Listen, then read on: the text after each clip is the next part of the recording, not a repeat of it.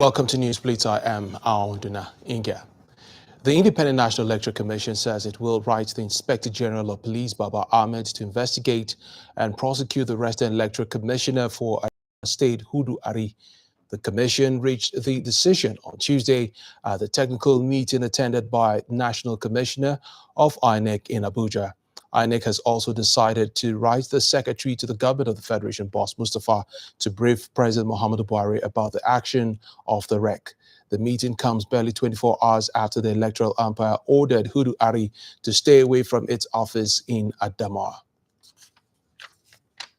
And the Nigerian Civil Society Situation Room on Tuesday called on the Independent National Electoral Commission to investigate its now suspended resident electoral commissioner in Adamawa State. It also called for sanctions to be applied as necessary. This comes a day after the commission announced the suspension of the resident electoral commissioner after he illegally announced the result of the Adamawa State governorship election. Similarly, the executive director of the Center for Democracy and Development, Idiat Hassan, also on Tuesday, in a press statement, warned political actors against dragging the judiciary into the crisis. She said it is strange for the judiciary to be called in midway into the electoral process to interpret any action. Now, the acting chairman of the People's Democratic Party, Umar Damagum, has demanded the prosecution of the resident electoral commissioner of Adamawa State, Hudu Ari. He also called for sanctions on the commissioner of police in the state for his alleged role in the crisis. All of this came just moments after INEC resolved to write to the Inspector General of Police for the immediate investigation and possible prosecution of the resident electoral commissioner for Adamawa State. In addition, the commission also resolved to request the secretary to the government of the Federation to draw the attention of President Muhammadu Buhari to the unwholesome behavior of the REC for further action. In the meantime, the coalition process is expected to resume at a time to be determined by the returning officer. We restate our demand that INEC should, without further delay, hand over Malam Hudu to the police for investigation and prosecution. The Inspector General of Police should, as a matter of urgency, remove, investigate, and sanction the Adamawa State Commissioner of Police for providing cover and enabling the perpetration of this grievous criminal act against our democracy. Gentlemen of the press, the PDP, majority of Nigerians, and indeed the international community are now worried that in spite of the results of the election as obtained from the polling unit, which show Governor Umaru Ahmadu Fintri in clear lead, INEC had continued to delay the conclusion of official collation, announcing and declaration of the rightful winner of the election. We have on good authority that the APC are shopping for court orders to stop this protest all over the courts. I don't know whether this is intentional or with the collaboration of INEC. This one we will soon see as time prevails.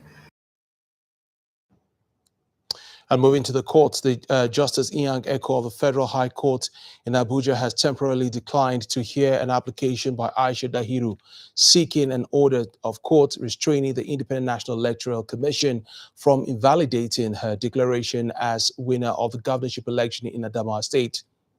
Binani had on Tuesday approached the court for leave to file an application for judicial review of the administrative decision of the Independent National Electoral Commission made on April 16th in respect of her declaration as winner of the governorship election of Adamawa State. However, when the matter was called, Justice Eko told the counsel for Binani, Mohammed Sharif, to first address the court on issues of jurisdiction. According to the court, Binani is to file her address to whether the court has jurisdiction to hear the application within 3 days. What we are trying to do before the Supreme Court is for the court to make a pronouncement as to whether, looking at Section 149 of the Electoral Act, which says whatever action taken by INEC can only be set aside by either election petition tribunal or a court of competent jurisdiction. So an INEC staff standing to make a declaration, whether legitimate or illegitimate, the right thing to do is to approach the tribunal. It is only the tribunal that will determine whether the act is legitimate or illegitimate. And all my lord asked for is we should address him on the jurisdiction of the court. We came to court today that we should be heard. However, the court, in their own wisdom, the court said, since we've not been served, that it's not going to hear us yet. Meanwhile, the Federal High Court in Abuja on Tuesday restored Senator Ifeanyi Godwin Ararume as non-executive chairman of the Nigerian National Petroleum Company Limited, NNPCL. The court voided the sack of the businessman and set aside the removal done on January 17, 2023 by President Muhammadu Buhari on the ground that the action of the president was arbitrary, unlawful, and illegal. Justice Inyang Edemeko, in a judgment in a suit by Ararume, awarded 5 billion naira against Buhari and NNPCL to be paid to Ararume as damages for the wrongful sack and disruption of his appointment. We are happy that the court has given judgment nullifying the removal, unlawful removal of Senator Ararume as the non-executive chairman of NNPC Limited.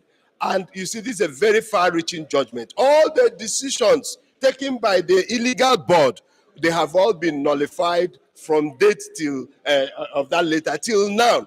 And his position has been restored by law. And he has been awarded the sum of 5 billion naira as damages for this very unlawful act. We know and hope that this will send the appropriate message to the authorities. We must in this country begin to learn how to do things in accordance with the law. As a result of the ongoing industrial action by aviation unions in Nigeria, offices of agencies of the Ministry of Aviation, including the Nigerian Airspace Management Agency, Federal Airports Authority of Nigeria, and the Nigerian Civil Aviation Authority, have been locked down. Unionists have laid siege on the Murtala Mohammed International Airport, causing heavy traffic leading to the airport. The unions have threatened to totally shut down Nigerian airspace 7 days after the end of the two-day warning strike. The presence of heavy security, including the police and army, has been observed at strategic points around the airport, while the unionists have been chanting solidarity songs. The Nigerian Civil Aviation Authority, NCAA, says air passengers will soon start to get 100% instant refund anytime an airline cancels a flight. NCAA Director General Captain Musa Nuhu, who spoke on Tuesday, said this will become effective once a regulation in the pipeline is signed into law. He said over $1 billion in aviation earning is being lost to flight cancellations and delays, but he did not give the time frame to quantify an amount being lost. Captain Nuhu also said concerted efforts have been made to resolve the ongoing strike by aviation workers at airports all over the country. Moving on, Nigeria can leverage on massive demand for medical professionals trained in the country by signing bilateral agreements with foreign nations that need them. This has been described as an alternative to stopping them from leaving the shores of the country for greener pastures. The governor of Delta State, Dr. Ifeanyi Okowa, made his idea known while inaugurating the collegiate system in the state schools of nursing and at the College of Nursing Agbo. Kelvin Kelly Ogbeche reports. With the inauguration and flag off of the college system in Delta State, the three former schools of nursing, Agbo, Warri, and Eku, as well as schools of midwifery, Saba and Sapele, will now award higher national diploma in nursing and midwifery, respectively. The governor said that Nigeria can train more medical staff than she needs by strengthening its medical institutions. So I'm not one of those that will easily to say we're trying to come up with laws to restrict the movement of people out. Now what we need to do is to ensure that there's a planned program by the government of Nigeria to truly train more more than our daily need, more than our yearly need, and ensure that we're able to enter into strategic alliances and partnership with countries to be able to export some of these our trained children. Secretary General and Registrar Nursing and Midwifery Council, Nigeria Alhaji Farouk Umar Abubakar, said that Nigerian nurses and midwives are performing well globally and the country has produced no fewer than 21,000 nurses in the past 6 years. At the end of 2022, the country produced an average of 21,700 nurses and midwives. It is not by mistake that we introduced community nursing and midwifery at the grassroots. These are the strategy aimed to produce and retain grassroots manpower for the purpose of primary health care and the hard-to-reach areas. I'm happy with the upgrading of the school from State School of Nursing to College of Nursing. I'm very glad, and I'm happy I'm witnessing it today. It means a lot to me because it's an avenue for the school to be upgraded. Me carrying out my certificate, seeing the HND and the other specialty included in one certificate. It's a very big privilege that I really love so much. It's a really great honor to be able to get this much certificates, especially in times like this. I would really thank the governor and everyone there who made it possible. The governor also inspected ongoing construction work at the College of Medicine, University of Delta, Agbo, where she stated that the project will be completed in 18 months. Kelvin Kelly Wechi, Silverbird News 24, Asaba. You're watching Newsblitz coming to you live from Abuja studio. We'll be back with more reports after the break. Stay with us.